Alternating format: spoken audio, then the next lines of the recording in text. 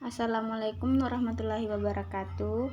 Perkenalkan, saya Tiara Mutmainah S, siswi dari SMK Negeri Sulbar, jurusan Agri Teknologi Pengolahan Hasil Pertanian, kelas 11.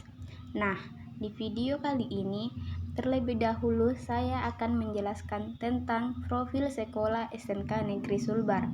Nah, seperti apa sih sekolah SMK Negeri Sulbar itu?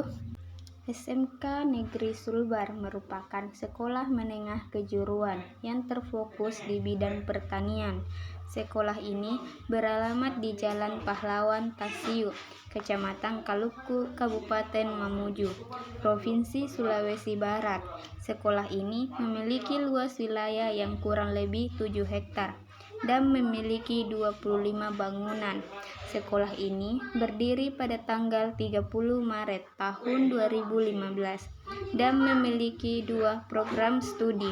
Yang pertama yaitu Agri Teknologi Pengolahan Hasil Pertanian atau disingkat dengan APHP. Dan yang kedua, Agribisnis Tanaman Perkebunan atau disingkat dengan ATP.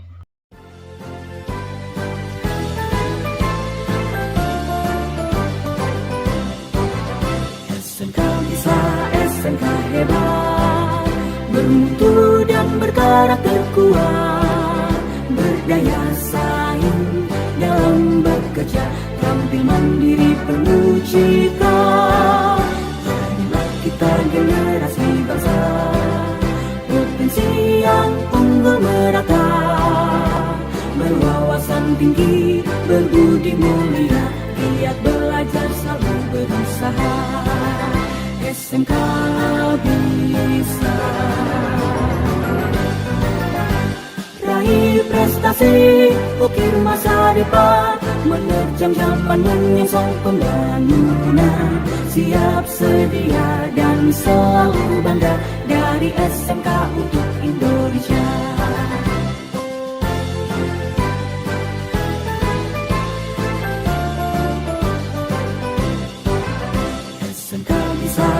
SMK hebat, bermutu dan berkarakter kuat, berdaya saing dalam bekerja, tampil mandiri penuh cita.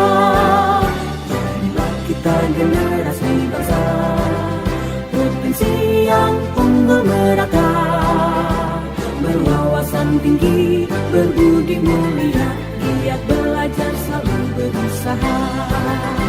SMK bisa raih prestasi, ukir masa depan, menerjang zaman menyongsong pembangunan, siap sedia dan selalu bangga dari SMK untuk Indonesia, dari SMK untuk Indonesia, dari SMK untuk Indonesia.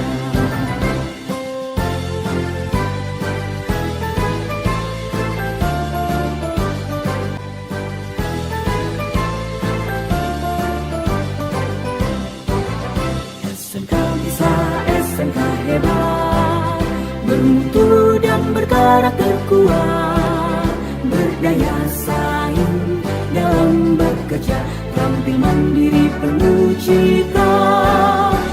Jadilah kita generasi bangsa, potensi yang unggul merata, berwawasan tinggi, berbudi mulia, giat belajar selalu berusaha. SMK bisa raih prestasi, ukir masa depan, menerjang zaman menyongsong pembangunan, siap sedia dan selalu bangga dari SMK untuk Indonesia.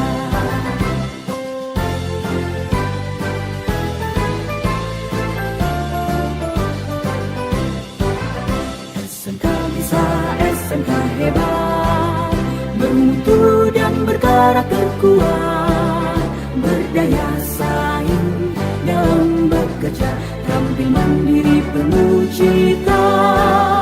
Jadilah kita generasi bangsa, potensi yang unggul merata,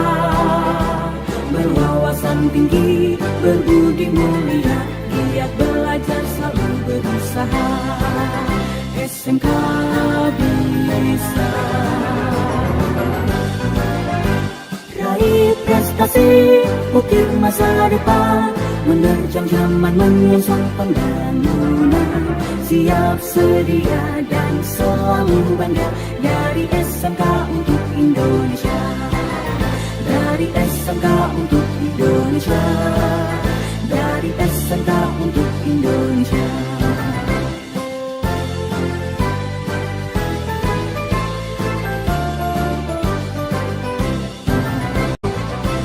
SMK bisa, SMK hebat, bermutu dan berkarakter kuat, berdaya saing dalam bekerja, tampil mandiri penuh cita. Inilah kita generasi bangsa, potensi yang unggul merata, berwawasan tinggi, berbudi mulia, giat belajar selalu berusaha. SMK bisa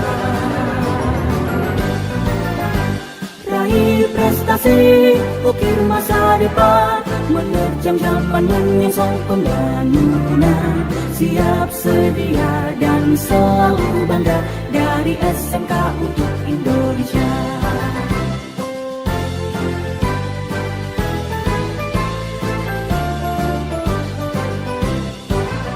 SMK bisa, SMK hebat, bermutu dan berkarakter kuat, berdaya saing dalam bekerja, tampil mandiri penuh cita. Inilah kita generasi bangsa, potensi yang unggul merata, berwawasan tinggi, berbudi mulia, giat belajar selalu berusaha. SMK bisa. Nah, kalian tadi sudah melihat beberapa gambaran serta biodata SMK Negeri Sulbar. Namun, bukan itu tujuan saya untuk membuat video ini, melainkan mengerjakan tugas proyek mata pelajaran Keamanan Pangan, Penyimpanan, dan Penggudangan.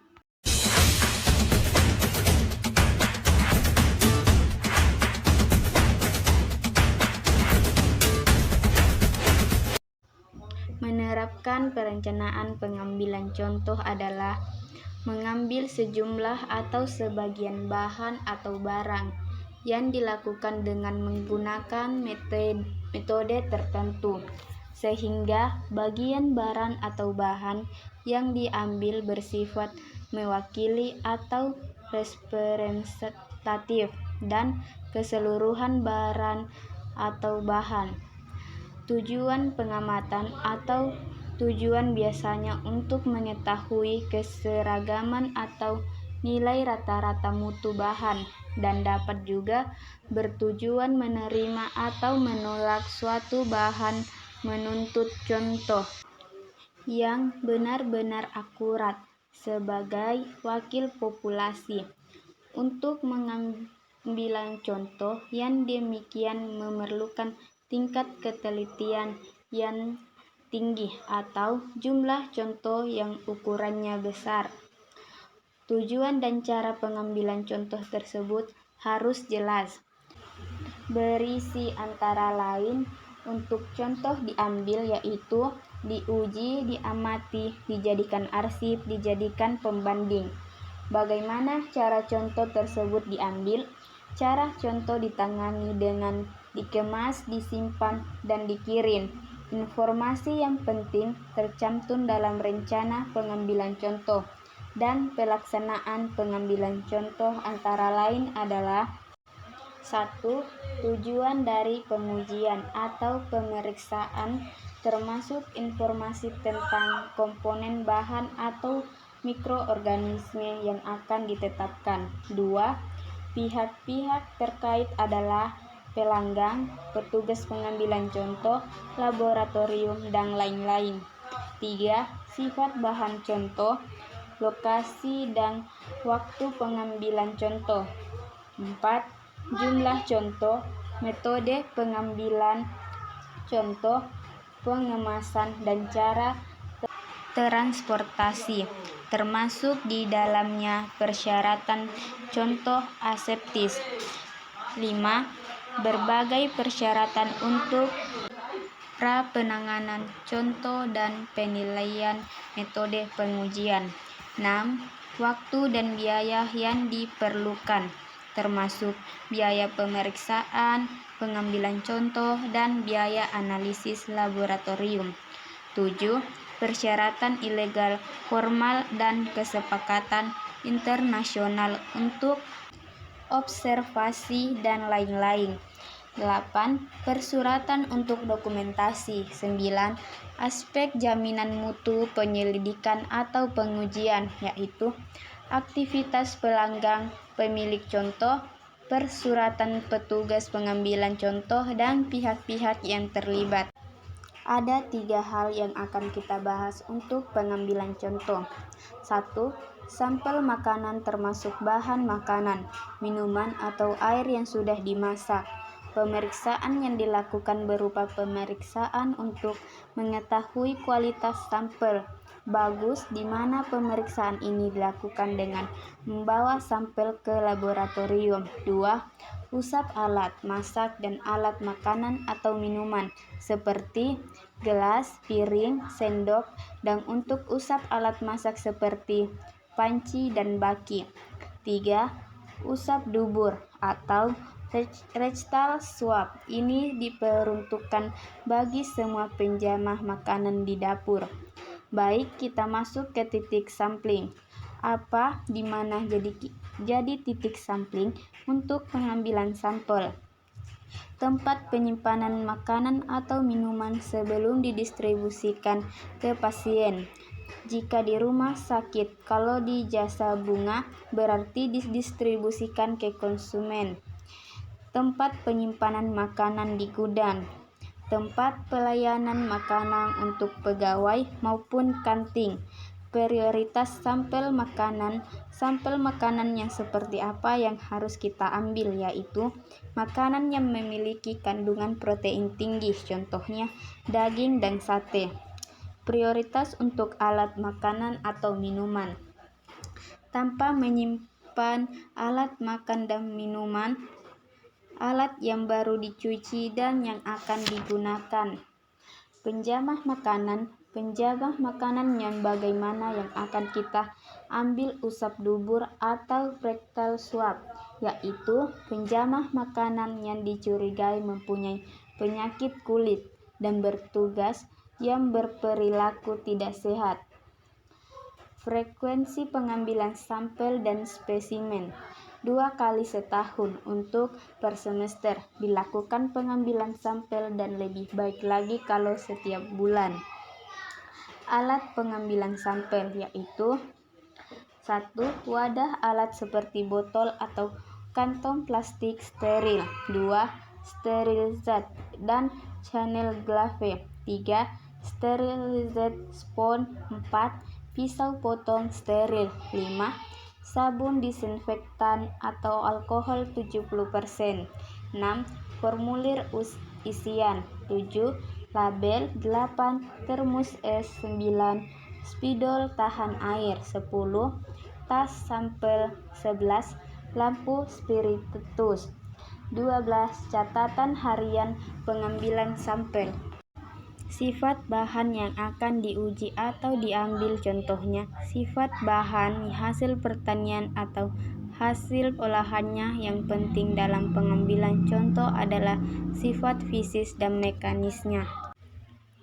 Sifat fisik yang harus diperhatikan adalah bentuk bahan dan ukuran partikel bahan. Bentuk fisik, bahan yang menyebabkan bahan tidak mudah bergerak baik dalam tumpukan atau dalam kemasan adalah bentuk seperti serpihan, bongkahan, serabut, batangan, dan lembaran. Kelompok bahan yang bersifat tidak mudah bergerak disebut juga non-flowing material atau non-overflow. Kelompok bahan yang mempunyai sifat mudah bergerak atau mengalir baik dalam tumpukan atau dalam kemasan disebut juga flowing material atau overflow Termasuk dalam kelompok ini adalah bahan-bahan yang berbentuk butiran kecil atau besar, tepung pasta, dan cair.